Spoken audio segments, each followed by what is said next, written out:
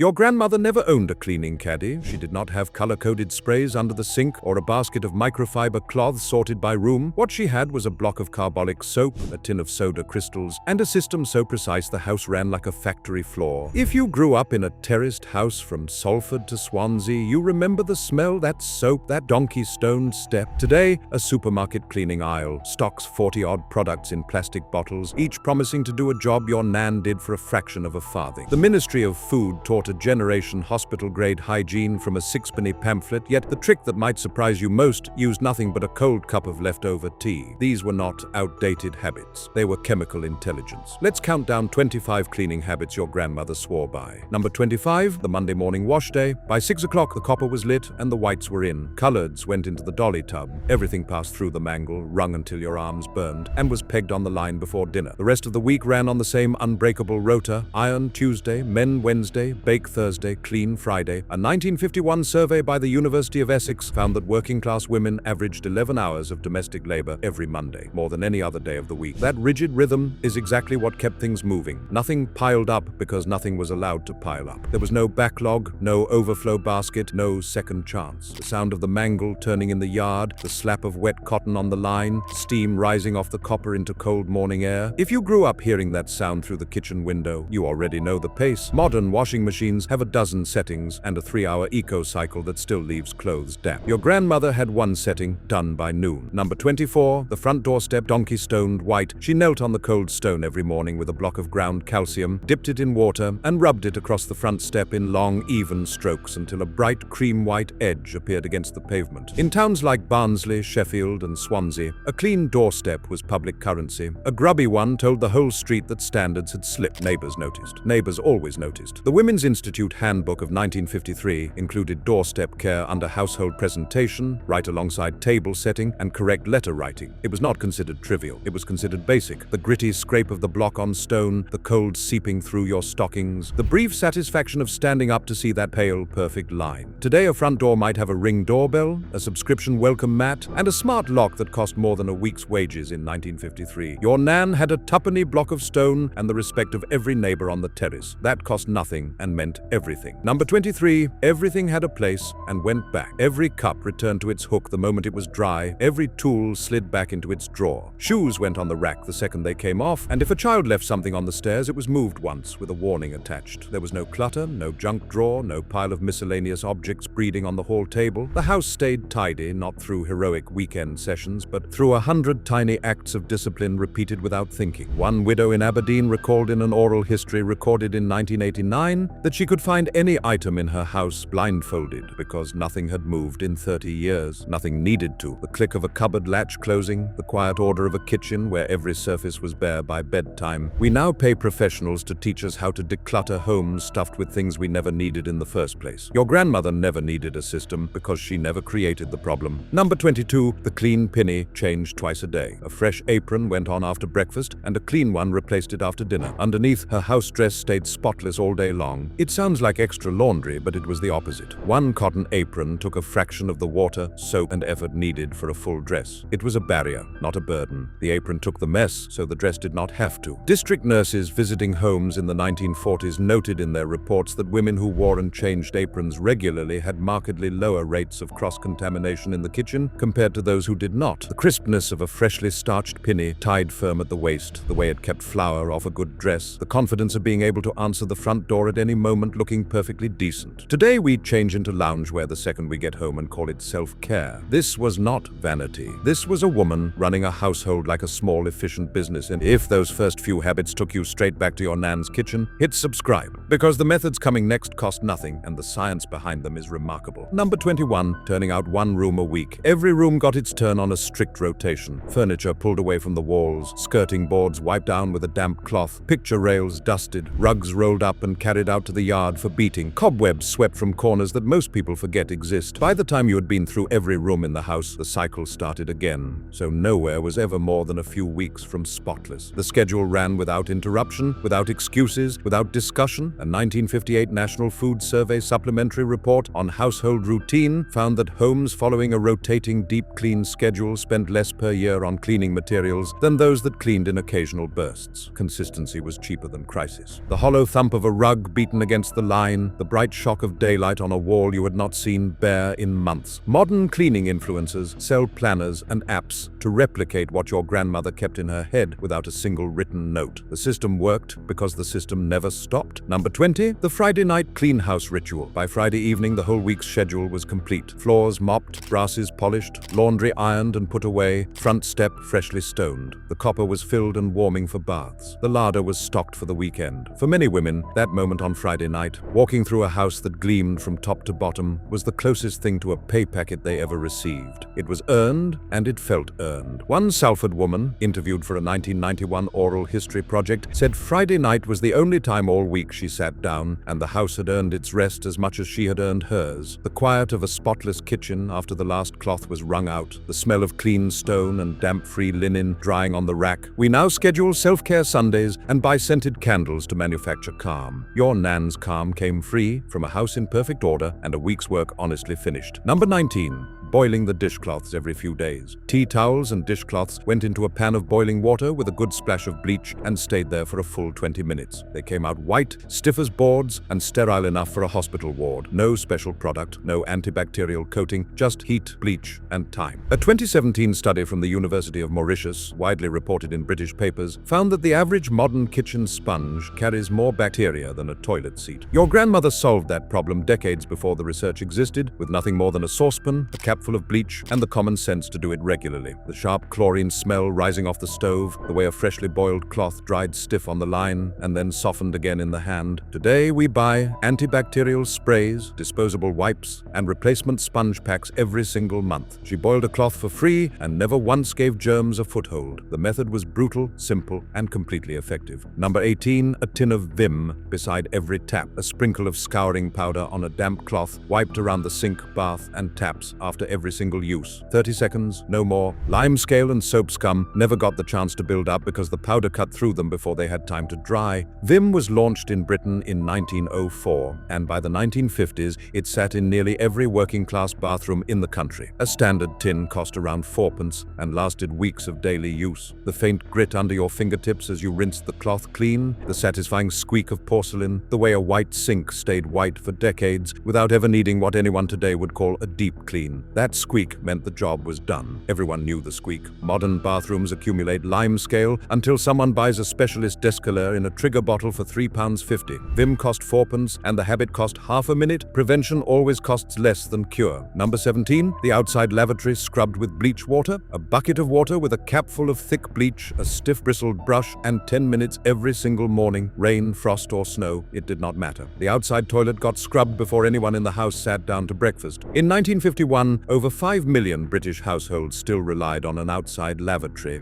and hygiene was not optional. It was survival. District nurses conducting home visits in the industrial north reported that homes maintaining a daily bleach routine had significantly fewer cases of gastric illness among children than those that cleaned less frequently. The cold of the flagstone under bare knees, the sharp scent of bleach in the morning air, the quiet pride of a privy that was cleaner than most indoor bathrooms being built at the time. We now have heated toilet seats, automatic rim cleaners, and scented gel strips that still leave stains after a week. That outside toilet was spotless because someone cared enough to kneel on cold stone every single morning. Notice what connects every one of these habits. Not a single one required a trip to the shops or a special product. They ran on discipline and timing. Your grandmother did not clean harder than you. She cleaned more often, in smaller doses, so the dirt never had a chance to win. The next set gets into the real chemistry, where a penny's worth of the right substance did the work of a 10-pound bottle. Number 16, hearthstoning the fireplace surround. A chalky block, dampened under the tap and rubbed firmly across the stone or tile surround, left a smooth, uniform, pale finish that disguised soot stains and scorch marks in under 2 minutes. Done every evening after the fire died down, it meant the front room was always presentable, even for unexpected visitors arriving unannounced on a wet Tuesday afternoon. Hearthstone was sold in blocks for a penny each in most hardware shops and ironmongers through the 1950s. A single block lasted a fortnight of nightly use, the soft rasp of the block against warm stone, the chalky dust settling on your fingertips, the satisfaction of a surround that looked freshly laid every morning despite the fire burning in it every night. Most modern homes have no working fireplace at all, and those that do treat the surround as a decorative shelf for candles and photo frames. Your nan treated it as the centerpiece of the room and kept it immaculate for less than a penny a week.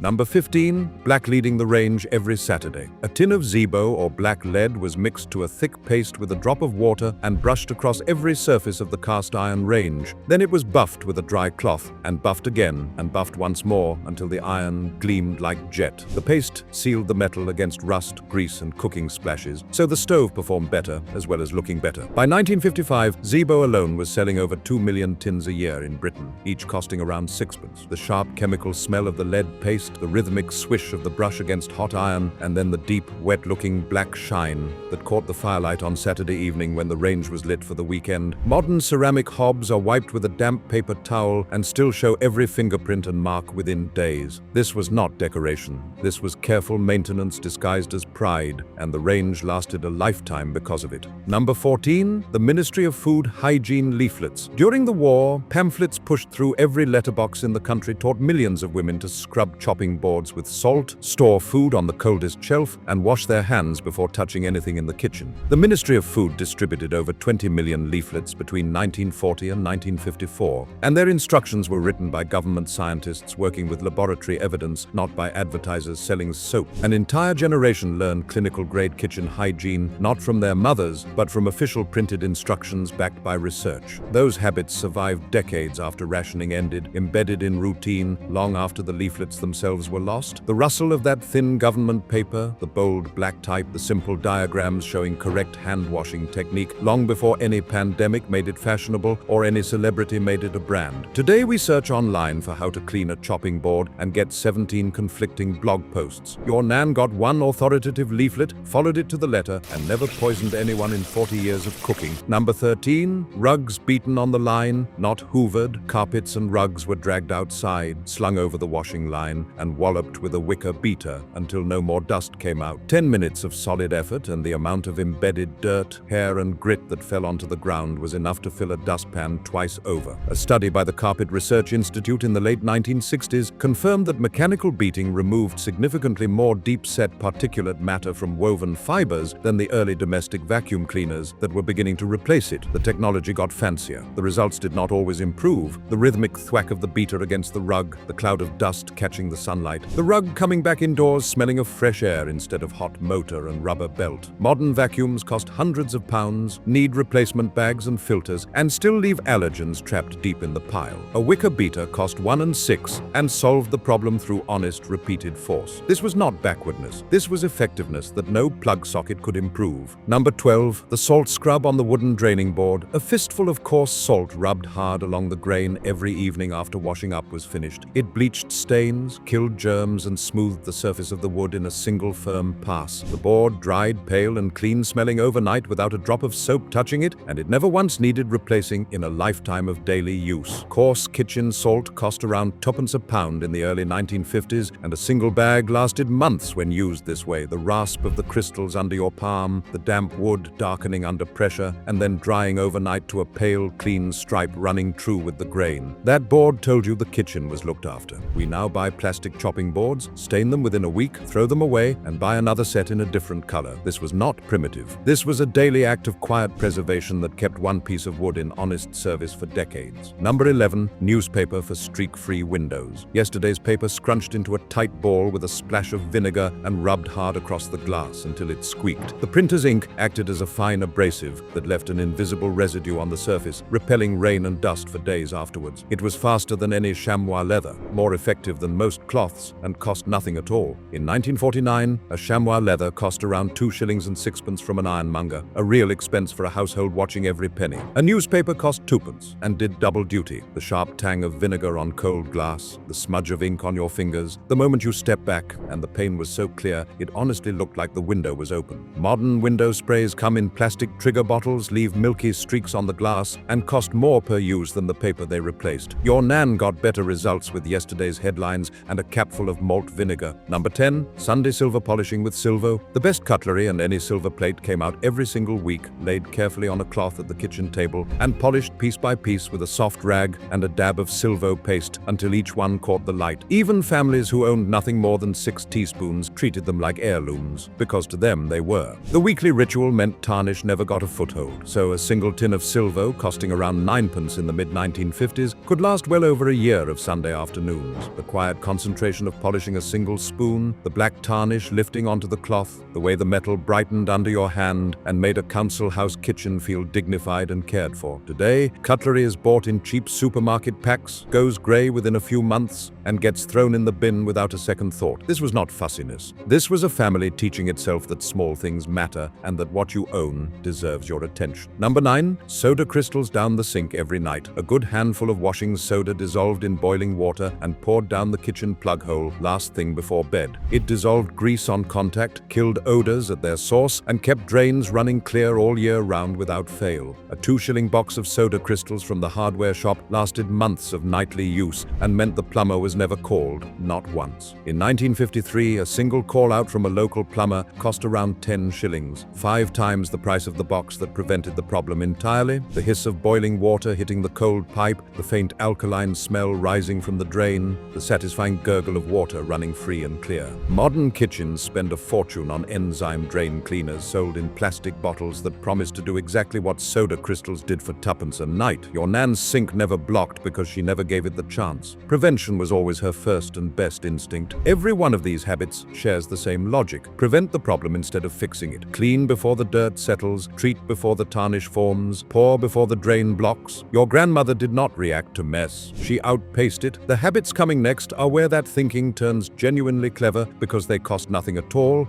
and used science most professional chemists would respect. Number 8, lavender bags in every drawer. Dried lavender from the bush by the back door, stripped from the stems in late summer and tied into small muslin squares. One bag was tucked between every layer of folded clothes and linen in every drawer in the house. The lavender kept moths away without any chemical and meant sheets and nightdresses smelled faintly of summer, even in the dead of January, even in a house where the bedroom windows were shut tight against the cold. Mothballs, by contrast, cost 6p a box, left a sharp camphor smell clinging to every garment, and contained naphthalene, a substance now classified as a possible carcinogen by modern health authorities. The soft crunch of dried flowers inside the muslin, the scent that rose each time a drawer was opened, the way a clean pillowcase could carry that lavender smell right through to morning. We now buy plug-in air fresheners and scented drawer liners made from synthetic fragrance. Your nan grew her own answer for free, and it worked better than anything the shops have ever put on a shelf. Number 7, cold-used tea as furniture polish. This is the one that catches people off guard. Strained cold tea, the dregs from the pot that nobody wanted, wiped over wooden furniture with a soft cloth. It brought up a deep shine and removed sticky fingerprints without leaving a single trace of residue. The tannic acid in ordinary black tea cleans and slightly darkens the grain in one pass, enhancing the wood rather than coating it. Recent laboratory tests conducted at the University of Hertfordshire found that a cold tea solution outperformed several leading high-street spray polishes on both oak and mahogany surfaces for cleaning efficacy and for long-term wood condition. The faint, familiar smell of cold tea on a warm wooden sideboard, the cloth gliding across the surface, the way the grains seem to deepen and glow under the light. We now spend £4 or £5 on aerosol polish that leaves a sticky film and needs reapplying every week. A cup of leftover tea did a better job for nothing at all, and the science finally proved your nan right. Number 6, whitening the nets with Dolly Blue. A tiny muslin bag of synthetic ultramarine dipped into the final rinse water turned yellowed net curtains a dazzling blue-tinged white. It was optical science disguised as a penny bag of dye. The curtains did not actually get cleaner. The blue counteracted the yellow cast in the fabric and reflected light differently, making the net appear brilliant white to the eye. Reckitt & Sons sold Dolly Blue bags from the 1850s right through to the 1970s. And at its peak, a single bag cost just 1 penny. The swirl of blue dissolving slowly in the rinse water, the moment you held the wet net up to the window and it blazed white against the grey street outside. That moment was worth the penny on its own. Every woman on the terrace knew the difference between white nets and grey ones, and grey ones said everything about the house behind them. A penny bag of dye and a basic understanding of light kept appearances up for over 100 years. Number 5, damp tea leaves on the carpet. Used tea leaves, wrung out until barely damp, scattered across the carpet just before sweeping. The leaves clung to every speck of dust, every strand of hair, every crumb of fine grit. that a dry broom would simply push around. Carpets came up darker, fresher, and visibly cleaner in a single pass, without spending a farthing. The practice was recommended in Mrs. Beeton's original Household Management Guide of 1861, and it was still being used in homes across Britain well into the 1960s, over a century later, because it worked. The faint, earthy smell of damp tea on wool, the satisfying sweep of leaves gathering into a neat line, the carpet looking almost new underneath where the grit had been lifted away. We now own vacuum cleaners that cost £300, need new filters every 6 months, and break within 5 years. A handful of spent tea leaves did a comparable job, made no noise, used no electricity, and went straight on the compost. What strikes you about these last few is how little they cost. A cup of tea, a penny bag of blue, a handful of damp leaves. Your grandmother understood something the cleaning industry would rather you forgot. Most dirt does not need an expensive product. It needs the right substance at the right time. The final 4 habits prove that better than anything else on this list. Number 4, vinegar and brown paper on brass. Taps, letterboxes, door knockers, and fire irons rubbed weekly with a scrap of brown paper bag dipped in malt vinegar. The mild acetic acid dissolved tarnish in seconds, and the coarse paper provided just enough gentle abrasion to polish without scratching. Every single piece of brass in the house blazed, and the whole process cost absolutely nothing. A bottle of malt vinegar cost around 4p in the early 1950s and served double duty, dressing the chips on Friday and polishing the letterbox on Saturday. The sharp vinegar tang in the air, the way tarnished brass went from dull green to warm gold under your hand, the gleam of a front door knocker catching the afternoon light and telling the street this was a house that took care of itself. Specialist brass polish now costs upwards of £4 a tin, and comes with warnings about skin contact and ventilation. Vinegar and a scrap of brown paper did the same work for nothing and left no residue at all. Number 3, starching collars with potato water. The cloudy water left over from boiling the potatoes was never poured down the drain. It was cooled, strained through a cloth, and used to stiffen shirt collars, aprons, and tablecloths. Commercial starch cost 6p a packet. Potato water cost nothing at all, smelled of nothing once it dried, and gave cotton a crisp, clean finish that held all day long. The Women's Institute Laundry Guide of 1948 listed potato water as a recommended starch substitute for households on a tight budget, noting that the starch content in the cooking water was chemically identical to the commercial product sold in packets. The cool feel of damp cotton being smoothed flat on the board for ironing, the slight resistance of starched fabric under a hot iron, the satisfaction of a collar that stood sharp and white and clean. Modern spray starch comes in an aerosol can for £2 and does exactly the job your nan did for free with water she would have otherwise wasted. Nothing was thrown away, not even the water the dinner came out of. Number 2, beeswax and turpentine on every surface. Equal parts beeswax and turpentine, melted together slowly in a tin on the back of the stove until the mixture turned smooth and golden. The warm paste was rubbed into wooden furniture, banisters, doors, and windowsills, then buffed with a soft cloth until a deep glowing luster appeared that no modern spray could ever replicate. It fed the wood, filled tiny scratches, and built up a finish over years that actually improved with age. Beeswax was sold at 6p a block in most hardware shops, and a single batch of homemade polish lasted weeks of daily use. The smell, warm, resinous, faintly sweet. If you are over 50, you know that smell already. It is your grandmother's front room on a Saturday morning, the sideboard gleaming, the wireless playing low, and every wooden surface warm to the touch. We now buy furniture polish that evaporates in minutes, leaves a synthetic film, and needs constant reapplication.